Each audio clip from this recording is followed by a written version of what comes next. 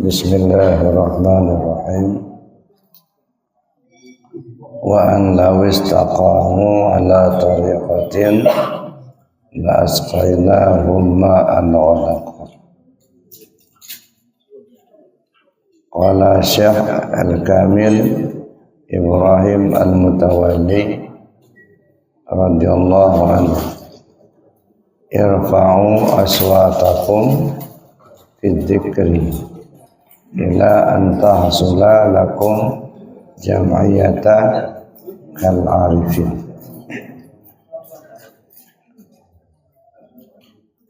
Al jam'iyatu hiya ijtima'u al himam fi tawajjuh ila Allah wa istighali bihi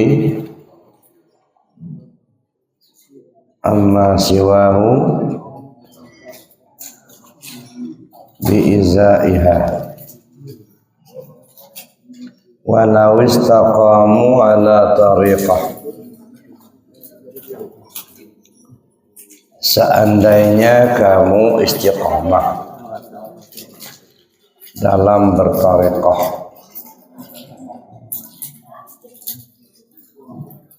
la asqainahum ma'an ghadaqa,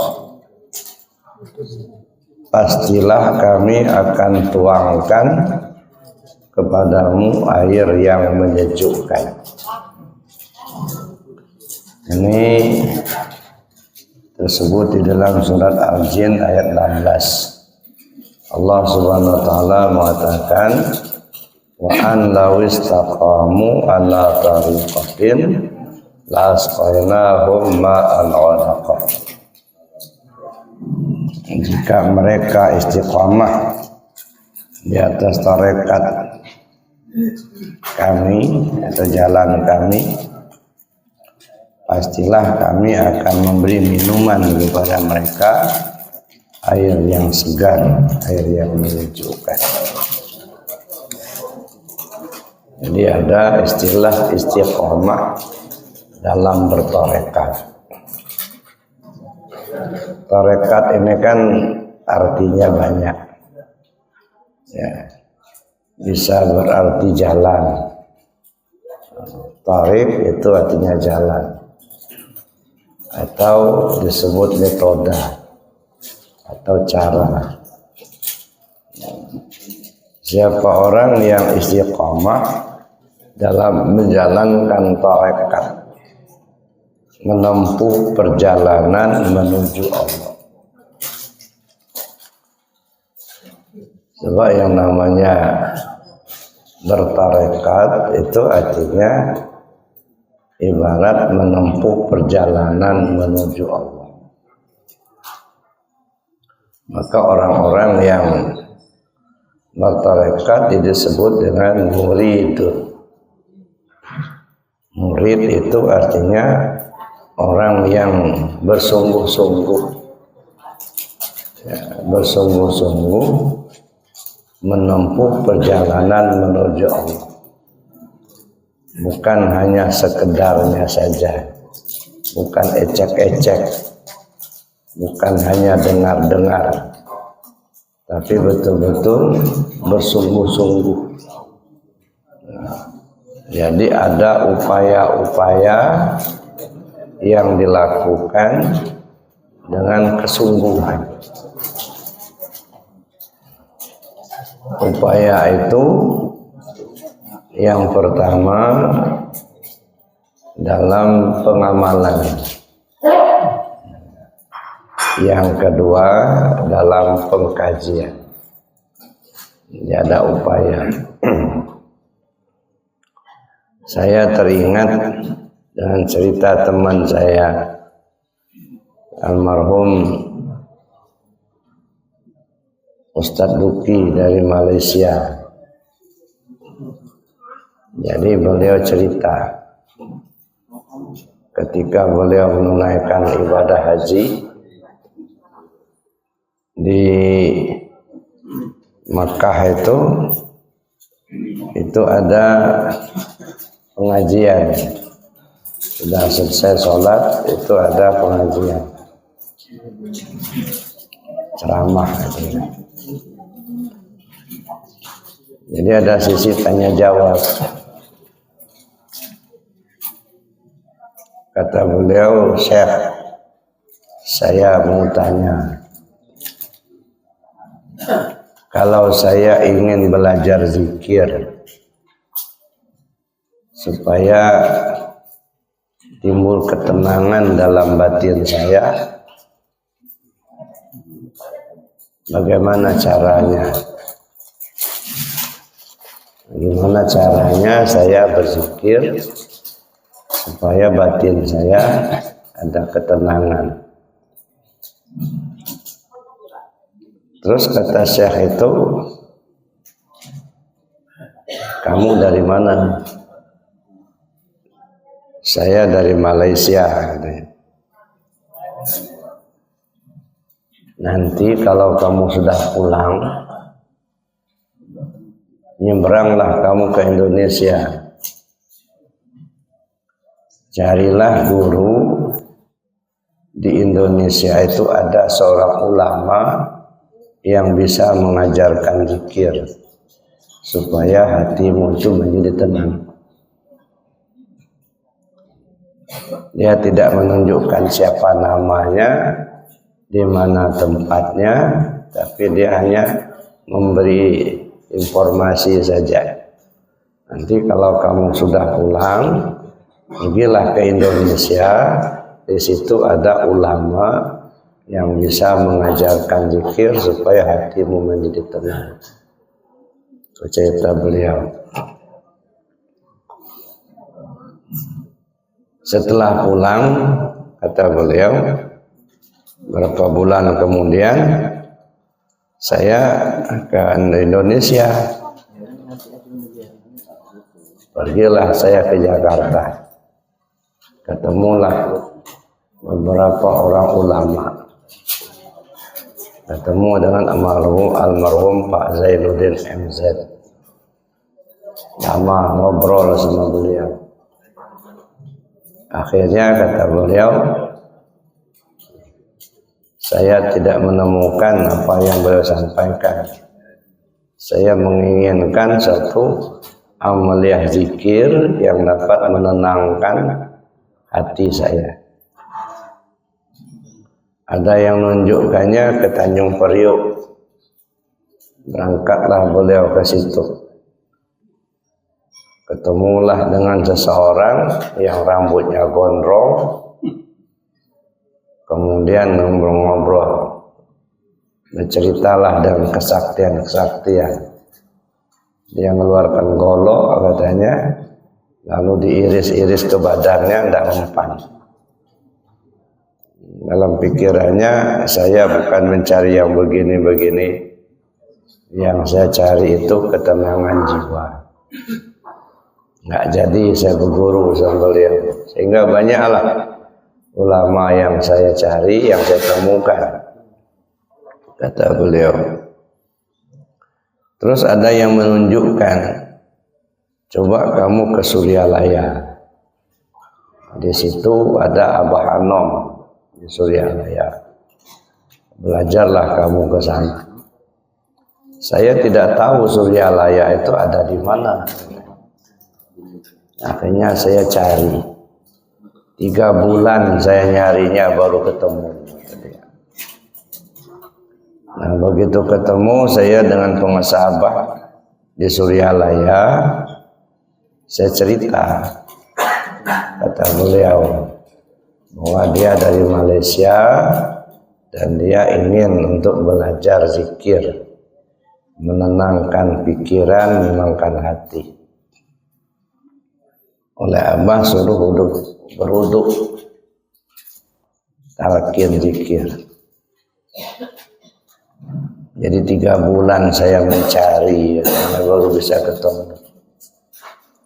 Begitu talqin zikir, saya ini sudah tua, kata beliau. Waktu itu umurnya sudah 60 tahun.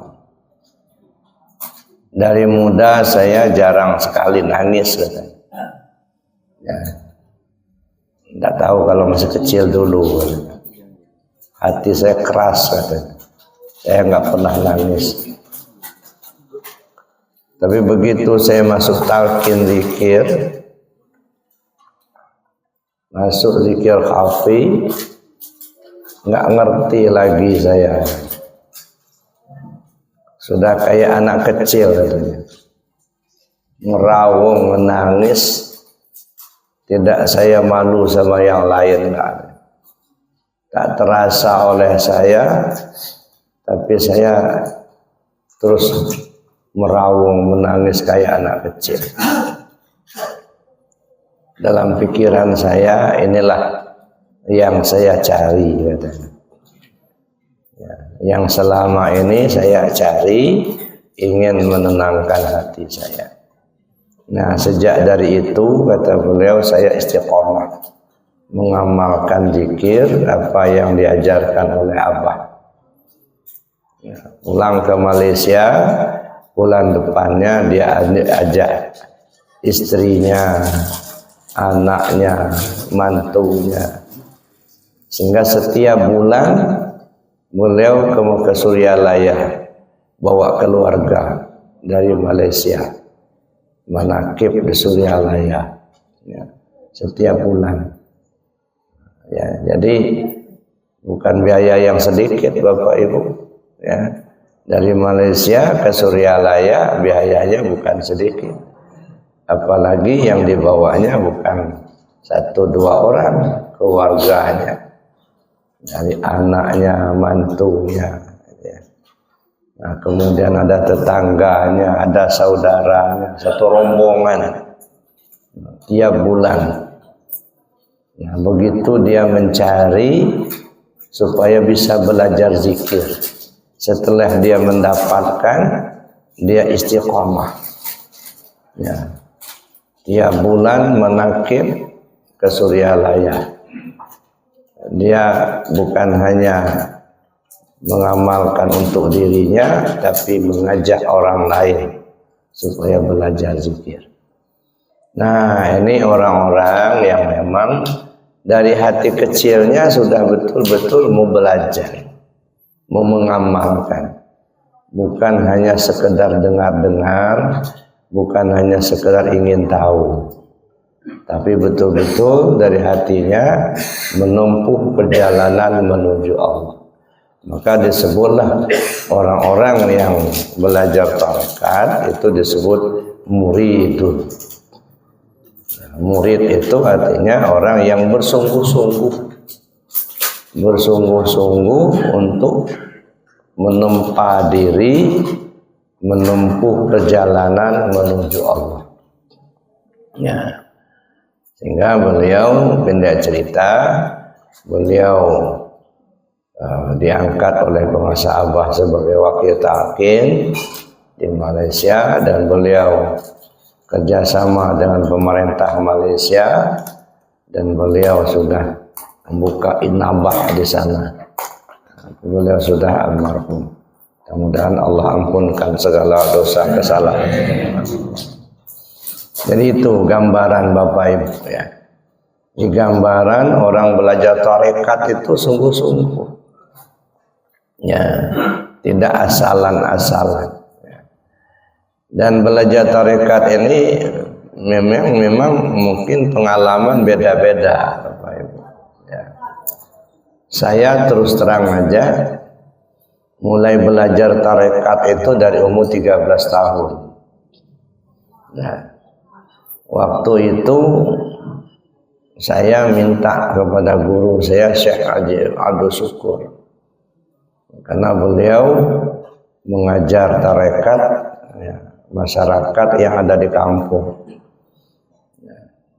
Saya nggak langsung ditalqin, disuruh dulu selesaikan zikir 70.000 dulu. Nah, selesaikan dulu zikir 70.000. Nah, baru nanti lapor. Dah selesai lapor, baru talqin. Talqin itu talqin zikir jahar dulu, nggak langsung khafi. Dah sekian tahun dan lama baru masuk ke pembelajaran zikir khafi. Pindah saya ke Sumatera Barat. bertemu saya dengan guru saya Syekh Muhammad Dalil Syarif Datuk Meninju rahimahullahu ta'ala. Beliau banyak murid tarekat. Biasa kalau malam Kamis itu ibu-ibu, malam Jumat bapak-bapak, penuh rumah beliau. Nah, saya kebetulan sekolah di pondok beliau, pondok pesantren Syekh Muhammad Jamil, Jawa Padang Panjang. Saya menghadap kepada beliau, Buya, saya mau ikut belajar zikir. Apa kata beliau? Apa betul kamu mau belajar zikir? Coba kamu pikir-pikir dulu, benar enggak? Iya Buya, saya mau belajar zikir.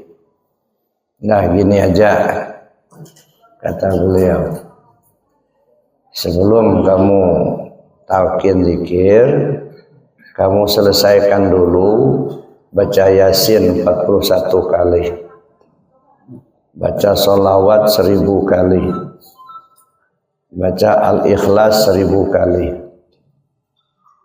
salat istikharah selama 3 malam berturut-turut, minta petunjuk dari Allah apa betul mau belajar zikir.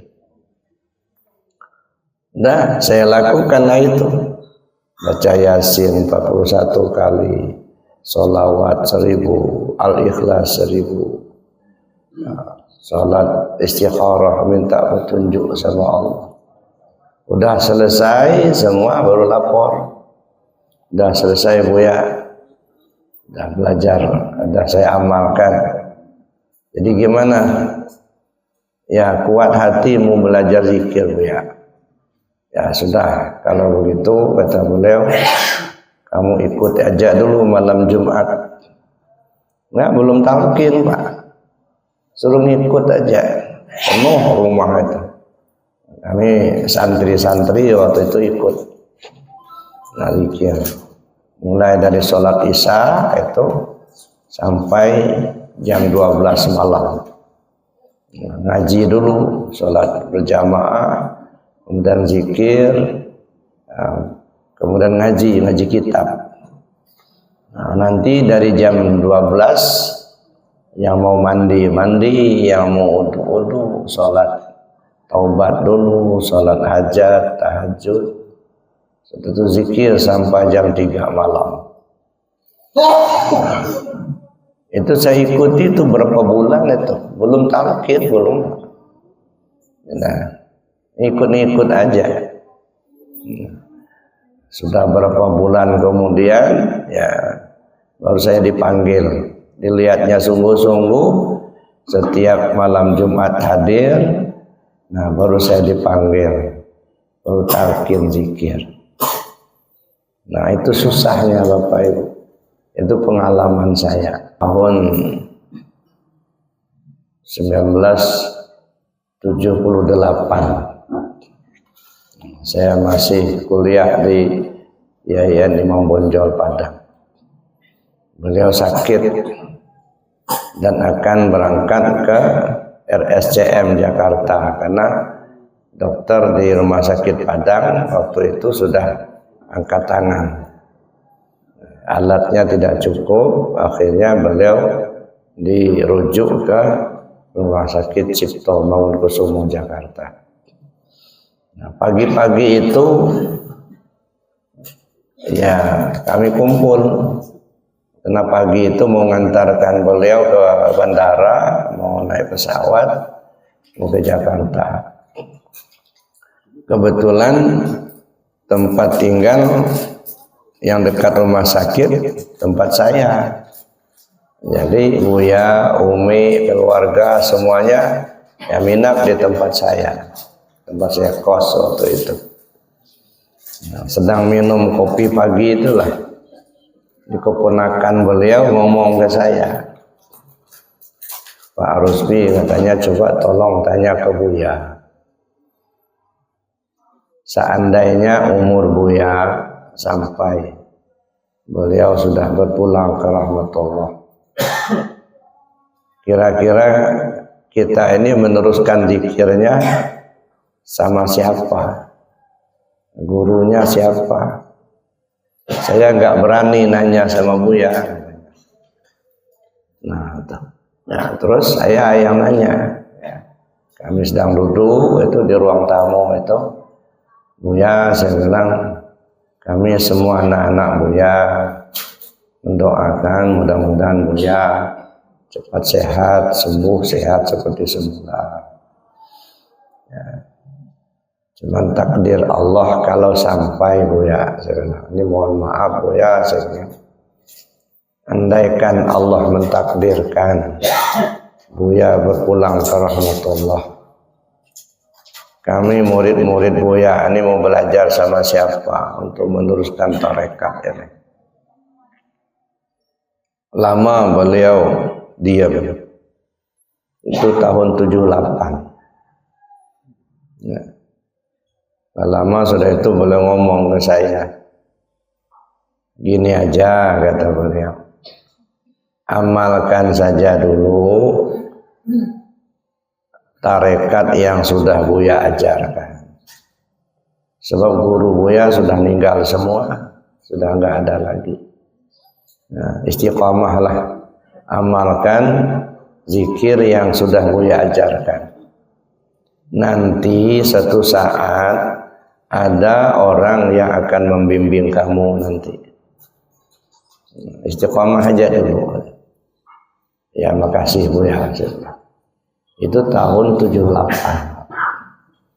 Nah, sehingga istiqamahlah ngamalkan zikir yang diajarkan oleh Buya.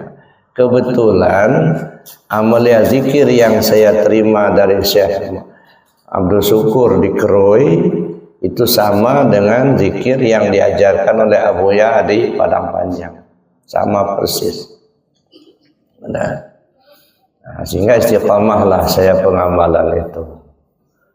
Pendek cerita, tahun 85 saya selesai S1, pulang ke Lampung. Ya, pulang ke Lampung, kemudian ya ketemulah dengan Pelita. Nah, di Pelita itu ada ikhwan TKN dari Suryalaya. Nah, saya kebetulan ceramah takziah di samping rumahnya Pak Haji Yusari Supadin almarhum. Ya. Nah terus besoknya datang mahasiswa ke saya. Buya katanya saya nyampaikan pesan. Dari siapa? Dari pengurus tarekat Qadiriyah Naqsabandiyah Suryalaya yang ada di Lampung. Di mana? Di Pelita. Pesannya apa? Pesannya Buya diminta hadir di rumah beliau malam Senin nanti. Ada acara apa? Saya kan belum tahu. Ada acara apa? Enggak tahu katanya. Cuman itu aja pesannya, suruh datang. Nah, saya belum datang waktu itu, gitu ya. Sampai 3 kali dipesan, akhirnya baru saya datang. Begitu saya datang, rupanya ya ada pengajian tarekat Qadiriyah Naqsabandiyah di Pelita 2, rumah Haji Yusari Supadin. Nah, kebetulan wakil talqin kayak Haji Komarudin dari Pemalang datang. Nah, jadi setelah selesai sholat Isya, beliau ya menghadap ke jamaah, siapa yang mau talqin, kata beliau, silahkan ke depan. Saya sudah paham apa itu talqin. Saya ikut talqin. Talqin zikir. Nah, sudah talqin zikir itu ya ikutlah pengamalan zikir yang dari Abah Hanum. Tapi saya belum ketemu penguasa Abah Hanum. Itu saya ingat sekitar tahun 1992.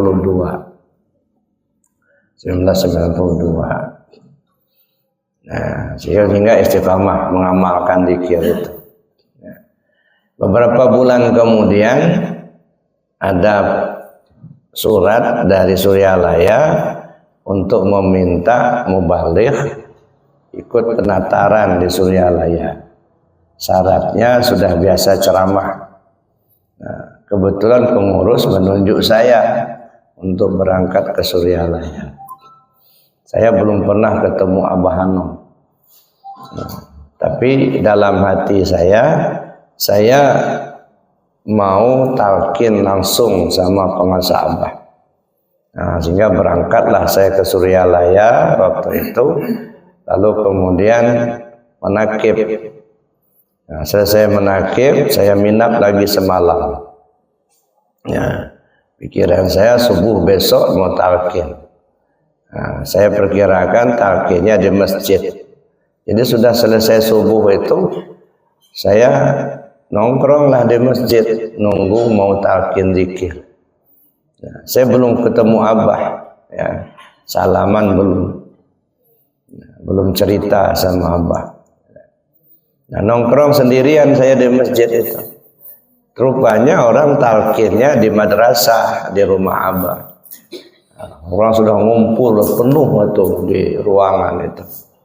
Almarhum Pak Agus waktu itu sudah nutup pintu sudah ditutup. Kata Pak Agus, udah siap Bah untuk talqin. Kata Abah, belum, masih ada satu orang dari Lampung, itu di masjid, panggil toh, kata Abah. Padahal saya belum ketemu Abah. Ya. Langsung Pak Agus keluar. Ada yang dari Lampung enggak, katanya. Ada, saya itu dipanggil Abah, katanya mau talqin. Berangkatlah saya ke rumah Abah. Rupanya orang sudah penuh semua. Ada satu tempat duduk pas di depan Abah. Orang sudah begini semua. Akhirnya saya lewat, duduk di depan Abah. Nah, terus begitu saya duduk langsung talqin zikir. Alhamdulillah talqin zikir jahar kafi sekaligus tanpa syarat-syarat. Tidak seperti yang sudah baca ini dan itu dulu enggak. Nah, dari itulah saya ketemu penguasa Abah. Istiqamah di dalam pengamalan itu. Nah, sehingga saya mengamalkan zikir dari Sarifdatul Meninjun Padang Panjang, mengamalkan zikir dari Abah Hanom. Jadi kalau sudah selesai sholat tuh lama. Ya. Mulai saya mikir apa begini terus saya pengamalannya. Nah, ya karena ya kata kelamaan begitu. Saya tanya kepada penguasa Abah Ang sudah di Cianjur. Kata Abah Ang, coba dirasakan mana yang lebih lengkap itu yang dia pakai. Ya, karena kalau yang lengkap yang dipakai, yang lainnya itu nanti akan terbawa serta. Kata beliau, sama ibaratnya kamu punya motor, punya sedan, punya truk, punya sepeda. Ya. Daripada bawa semua, udahlah sepeda, motornya, sedannya naikkan aja ke truk, bawa truk aja sekalian. Nah, semuanya ke bawah semua. Saya pikir-pikir, ya yang paling lengkap Suryalaya. Ya, yang lainnya itu ada zikirnya, tapi tidak ada khataman. Ada yang punya khataman, cuman tidak lengkap, hanya qul huwallahu ahad 7 kali, Al-Fatihah 7 kali, sholawat 7 kali. Itu khatamannya. Tapi yang paling lengkap Suryalaya. Akhirnya saya istiqamahlah untuk mengamalkan di Suryalaya. Saya ingat kata Buya Datuk Meninjun almarhum, nanti satu saat ada yang akan membimbing kamu. Itu beliau ngomong tahun 78. Ketemu penguasa Abah tahun 92. Nah, jadi beliau sudah tahu katanya. Ya. Jadi saya dalam kebingungan, masih kebingungan Mana mau diamalkan ini? Apa semuanya diamalkan atau cukup satu aja? Berdoalah, minta petunjuk kepada Allah. Ya, bagaimana solusinya? Mana yang mau diamalkan? Dan satu waktu saya bermimpi. Mimpi itu ini, perasaan saya sudah hari raya Idul Fitri. Jadi saya bersama istri sama anak-anak silaturahim lah ke rumah Buya Datuk Meninjun di Padang Panjang. Ngobrol lah di ruang tamu itu, gitu ya. Namanya silaturahim hari raya Idul Fitri. Sudah itu saya ingat di belakang itu ada pemandian kami dulu waktu masih pondok, situ ada tempat pemandian. Saya bilang sama Buya, saya mau ke belakang dulu Buya sebenarnya. Oh ya, katanya silakan. Nah, saya ke belakang. Nah, terus anak-anak masih di ruang tamu. Selesai saya dari belakang, saya pulang. Rupanya anak-anak sudah berdiri di pinggir jalan nunggu mobil mau pulang. Saya bilang tunggu dulu. Saya bilang saya belum ketemu Buya, saya mau salaman dulu. Oh ya, kata. Ya, saya masuklah ke Buya. Buya rupanya berdiri depan pintu di ruang tamu itu. Buya, saya bilang pamit, ini anak-anak sudah mau pulang. Saya bilang. Oh ya, katanya salaman saya sama Buya. Begitu saya salaman, belum lepas tangan saya salaman, saya lihat rupanya bukan Buya, Abah Hanom. Nah, kok beda? Begitu saya lihat Abah Hanom, saya terbangun. Nah, jadi saya mendapatkan petunjuk. Inilah isyarat yang kata Buya dulu, nanti suatu saat ada yang akan membimbing kamu. Nah, jadi saya salaman dengan Buya Datuk Meninjun, belum lepas tangan saya lihat mukanya bukan Buya tapi Abah Hanom.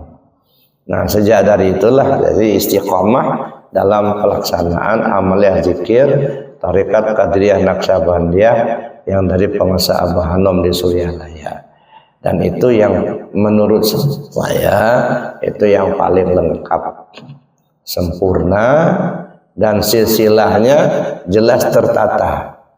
Bukan yang lainnya tidak tertata, nggak ada di Buya Datuk Meninjun juga tertata terus. Ya, ada silsilahnya sampai sekarang masih ada, saya punya. Ada. Sama ketemunya dengan Syekh Khatib. Ya, Syekh Khatib apa namanya? Ahmad Khatib Sambas bin Ibnu Abdul Ghaffar gitu ya. Jadi semuanya itu bermuara ke sana. Nah, itu artinya pengalaman di dalam pelaksanaan amal zikir. Jadi lika-likunya panjang Bapak Ibu. Tapi karena memang susah saya mendapatkan, ya, mulai dari menyelesaikan zikir 70.000, menyelesaikan baca Yasin 41, sholawat 1000, Al-Ikhlas 1000, puasa 40 hari. Karena memang susah saya mendapatkan, tapi terasa nikmat, terasa sayang, ya. Sehingga alhamdulillah ya sampai sekarang menjadi amaliyah. Enggak sama dengan sebagian orang. Ini maaf Bapak Ibu, datang pengajian talqin zikir, ya kadang-kadang dia sendiri nggak paham talqin zikir itu apa. Udah talqin zikir udah dibiarin aja, nggak diamalkan. Ya, kenapa? Karena nggak paham. Nah, dianggap barang murahan. Maka sering saya sampaikan di Arafah kalau nalkin zikir, Bapak Ibu, saya bilang, walaupun Bapak Ibu mudah mendapatkan amaliyah zikir ini, tetapi ini bukan amaliyah murahan. Ini amaliyahnya para aulia Allah. Ini amaliyahnya para anbiya, para mursalin. Bersyukurlah kita diberi petunjuk oleh Allah sehingga kita bisa bertemu dengan amaliyah zikir ini. Oleh karena itu saya minta supaya istiqomah. Istiqomah dalam pengamalan. Enggak semua Pak. Ya, maka sering saya sampaikan bapak-bapak, ibu-ibu yang tergerak hatinya mau belajar zikir, ya itu bukan kebetulan, pilihan, dipilih oleh Allah. Ya, sebab ketika Allah akan memberikan sesuatu itu mesti seperangkat. Hati kita mau, yang ngajarnya ada, waktunya juga ada. Kadang-kadang kita mau, yang ngajarnya nggak ada. Kita mau yang ngajar ada, cuman waktunya yang nggak datang, nggak ada. Kayak dulu pernah udah 3 bulan nunggu wakil talqin dari Suryalaya nggak datang. Padahal bapak itu mau betul itu, tiap malam Senin datang, mengharapkan wakil talqin mau datang Suryalaya. Pas wakil talqin datang, dia malah ditugaskan keluar kota. Nah, nggak jadi, sampai meninggal nggak dapat talqin zikir. Nah, jadi artinya ketika bapak-bapak mau tergerak hatinya mau belajar zikir, yang ngajarnya ada, kesempatan atau waktunya ada, itu merupakan petunjuk dari Allah bahwa bapak ibu dipilih oleh Allah untuk diselamatkan. Ya. Cobalah perhatikan di kelurahan tempat kita tinggal, berapa orang sih pengamal tarekat? Kadang-kadang bisa dihitung sama jari. Ya. Belum lagi yang ma'rifat, pengamal tarekat aja dulu. Berapa orang? Ya. Di satu kecamatan ada berapa orang pengamal tarekat? Ya. Belum lagi yang namanya ma'rifat. Yang namanya ma'rifat kadang-kadang maaf mohon ampun sama Allah. Satu kecamatan belum tentu ada satu. Yang pengamal tarekat ya mungkin berapa orang, tapi tidak banyak. Jadi artinya ketika kita digerakkan Allah hati mau belajar zikir, yang ngajarnya ada, waktunya ada, itu merupakan pilihan, dipilih oleh Allah Subhanahu wa taala supaya kita bergabung dengan orang-orang yang diakui oleh Allah sebagai hambanya. Ya ayyatuhan nafsul mutmainnah irji'i ila rabbiki radiyatan mardiyah fadkhuli fi ibadi wadkhuli jannah. Sekarang ini Pak, bukan nanti di akhirat. Wahai jiwa yang tenang, kembalilah kau ke Tuhanmu. Jadi orang-orang yang memang hatinya betul-betul ingin kembali ke Allah. Ini satu provinsi. Ya. Satu provinsi yang betul-betul hatinya ingin kembali ke Allah. Fadkhuli fi ibadi. Masuklah kamu ke dalam komunitas hamba-hambaku, kata Allah. Nah, jadi kita sudah dimasukkan oleh Allah dalam komunitas hamba-hamba Allah. Siapa mereka itu? Para anbiya, para mursalin, para aulia, para syuhada, para solihin. Ini saudara-saudara kita.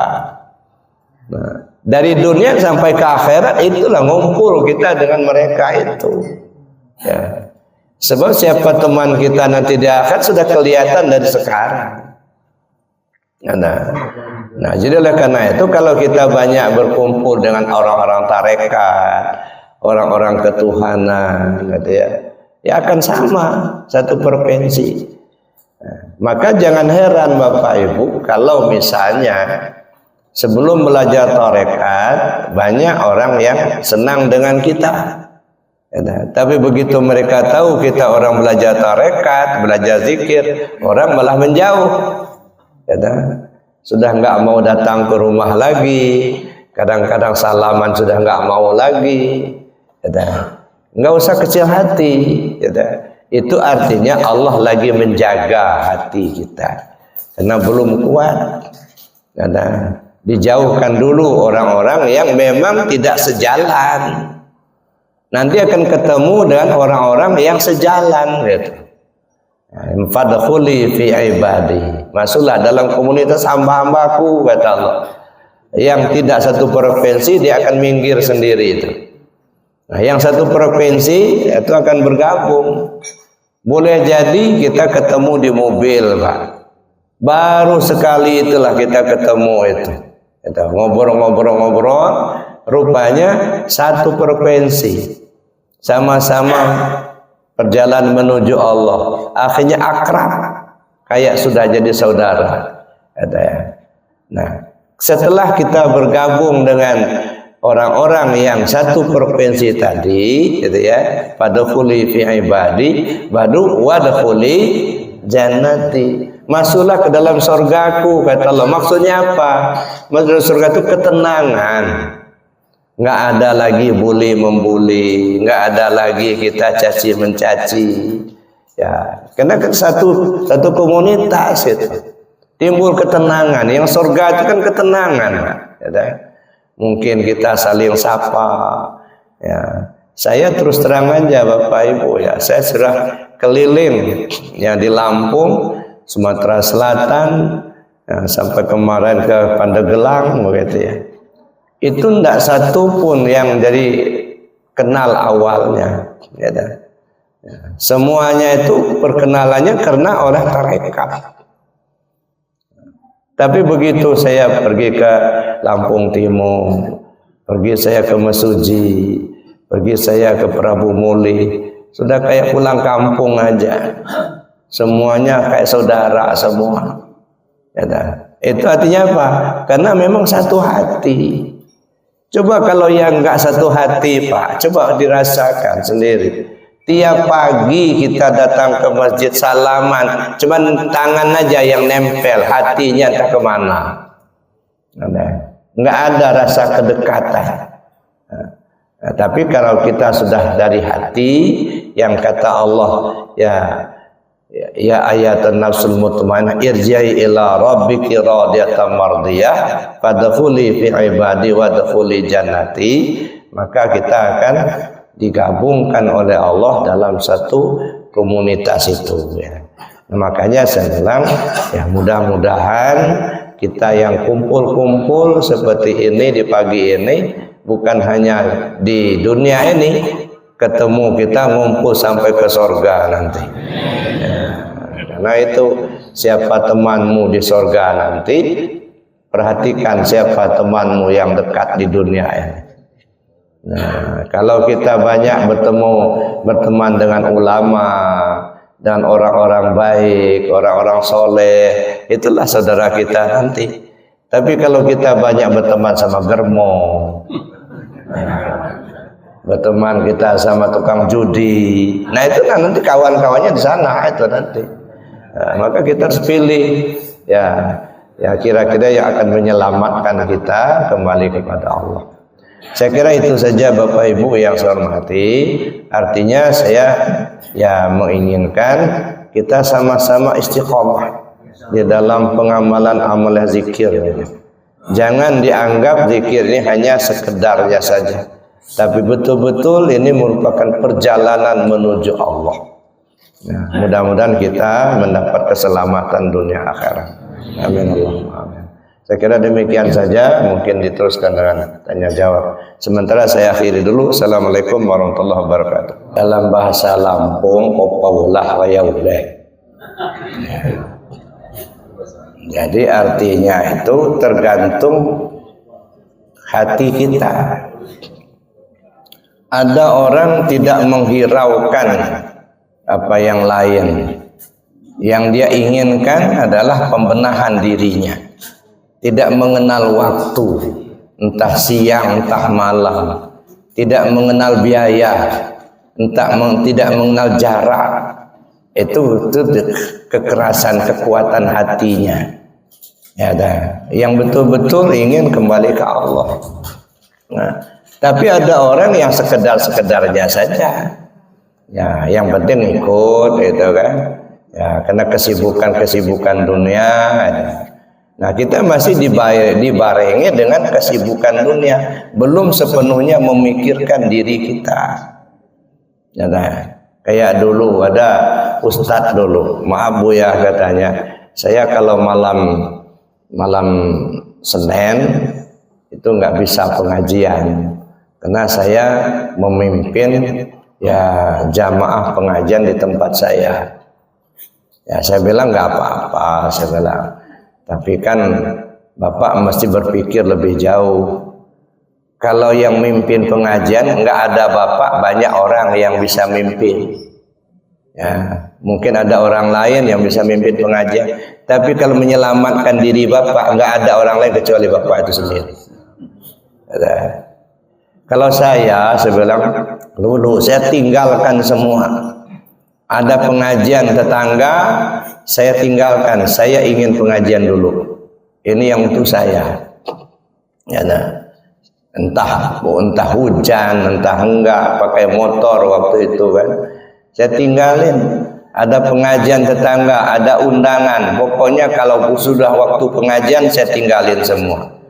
Saya membenahi diri saya sendiri. Ya, kalau mimpin yasinan, enggak ada Bapak, sebenarnya masih banyak yang lain. Nah, tapi kalau untuk membenahi diri Bapak sendiri, enggak ada orang lain kecuali Bapak itulah. Ada. Nah, Allah beri kesempatan, masih sehat, gitu ya. Jaraknya masih dekat. Ya, kalau dari Pohoman ke Arafah itu bisa jalan kaki, Pak. Gitu ya. Iya, kan artinya dekat itu. Ini kemarin tuh dari Aceh, Pak. Dari Aceh ibu-ibu sengaja datang untuk belajar zikir. Berapa waktu yang lalu dari Malaysia. Dari Malaysia satu rombongan minap pada 1 minggu ya untuk belajar zikir. Ada yang dari Pontianak, ada yang dari Pekanbaru, dari Dumai. Jadi artinya yang memang hatinya kuat, Pak, nggak peduli apakah itu jauh, apakah biayanya tinggi, nggak peduli. Ya, kenapa? Ya ini menyelamatkan diri kita ini. Ya. Jadi artinya saya ingat dulu ada telepon dari Bengkulu, Pak. Assalamualaikum. Waalaikumsalam. Saya ingin bicara dengan Buya Muhammad Rusfi. Ya, saya sendiri, Pak. Kenapa, Pak? Nangis dia, Pak. Ya, sambil dia nelpon saya, dia nangis. Umur saya sudah 80 tahun. Saya sudah dengar cerita dari anak-anak. Saya kepingin ngaji ke Arafah. Cuman gimana kondisi badan saya sudah seperti ini. Nggak bisa berangkat kalau nggak dibimbing. Mata sudah nggak awas lagi. Saya bilang gini aja, Pak. Kalau ada anaknya kesini aja belajar zikirnya dulu. Diamalkan nanti di rumah. Nah, akhirnya diantarkan sama anaknya. Nah, itu artinya begitu dia maunya begitu. Jadi kalau yang hatinya mau, Pak, itu nggak ada alasan apa-apa. Ya, kenapa? Karena disitulah petunjuk Allah itu datang. Ya, kalau kita nyesal sekarang belum belajar zikir, masih ada kesempatan untuk kita kejar waktu. Tapi kalau sudah dikubur, ya mau belajar zikir sudah nggak bisa lagi. Nah, jadi tinggal tergantung bagaimana hati kita saja.